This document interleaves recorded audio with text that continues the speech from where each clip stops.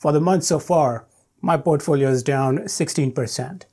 This is after selling 50% of my leveraged ETFs right before the crash. I've been busy putting my volatility management strategies in full force. Let's talk.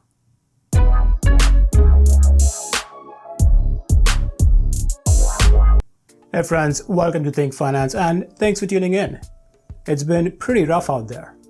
I have lost more hair in January than my entire life combined. Actually, that's not true. I lost more during the COVID crash. Now, you won't like this, but I love it. I love it because all this means is some crazy opportunities in our favorite stocks. In this video, I will quickly summarize the Fed move, what it means for us, and how I am managing this insane correction in the stock market and crypto. First, the basics. With inflation running hot and labor market approaching maximum employment, I think it is fair to assume Fed will tighten rates at each meeting and will continue shrinking the balance sheet. The plan is to reduce liquidity or amount of money in the market and make borrowing expensive. This will reduce the overall demand, slow the economy, and put a check on inflation. Economics 101. For us, this means easy money is over, at least in the short term. 2022 is going to be a headline-driven market. Inflation, rates, tapering, hawkish, dovish, and everything in between.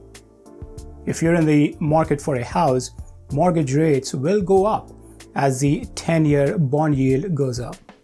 This may not help our pocket much, but may help the housing market overall. As the mortgage rates go up, monthly payment on a house will be higher, making it more expensive.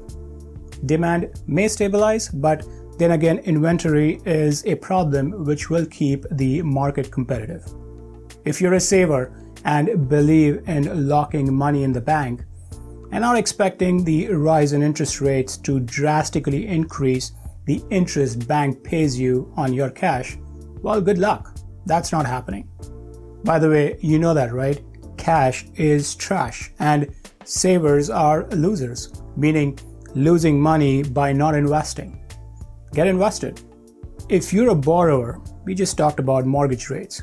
Maybe you carry a balance on credit card or you want to draw a personal loan. Rates will be up.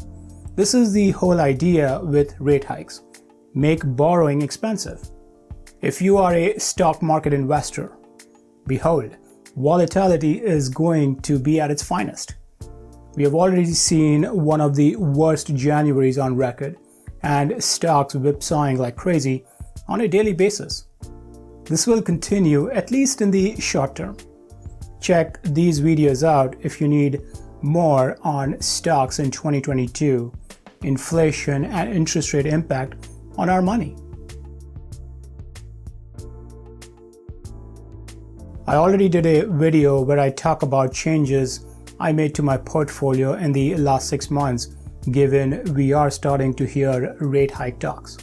I sold 50% of my leverage ETFs, got out of anything hyper growth, and now focusing only on quality profit-making companies. But then we saw this massive correction in tech. So I did a few more things. Basically, applied some of the strategies I use when markets go south. At one point, tech was down almost 20%. It never hit bear market territory, but got close. Stocks like Apple, Microsoft, Nvidia, and bunch of other tech and semis hit oversold conditions. When was the last time we saw RSI for Microsoft, Apple, and Nvidia at or below 30?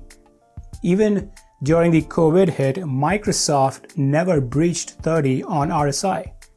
This was a rare gift. So here is what I did. My portfolio is a mix of leverage ETFs and stocks. Let's start with stocks. I have this concept of core versus non-core stocks.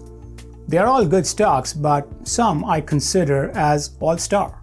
For example, consider the New York real estate market. I'm not a broker, but I'm guessing Manhattan is the best New York has to offer. Then there are other neighborhoods that are also considered good, but is not Manhattan. When market falls, everything falls. When market recovers, everything will come back, but Manhattan will recover the strongest, since everyone wants to get the best at a discount.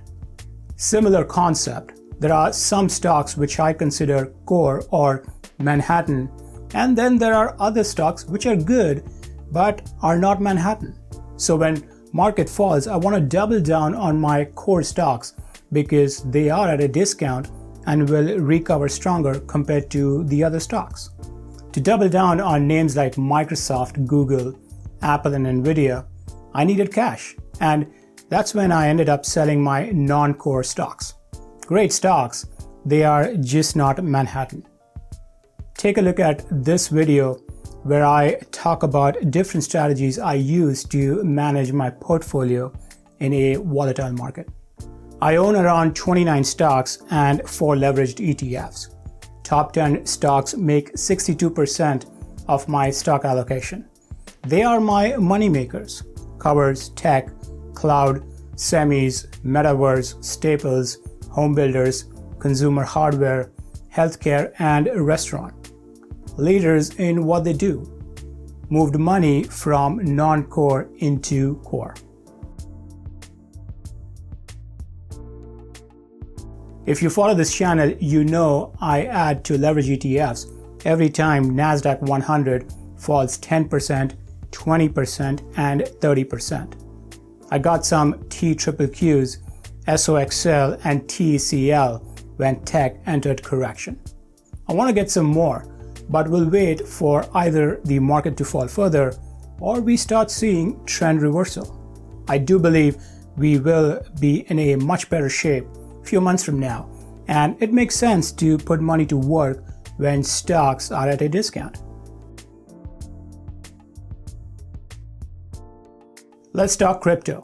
Some of you won't like this, but I sold 95% of my crypto holdings. I'm still a believer and bullish overall, just not in the short term, for 2 reasons. Number one, I see crypto falling in this hypergrowth or speculative asset class. I think the macro conditions are not suited for these kind of investments. I talk about this in length in my earlier video, so check that out.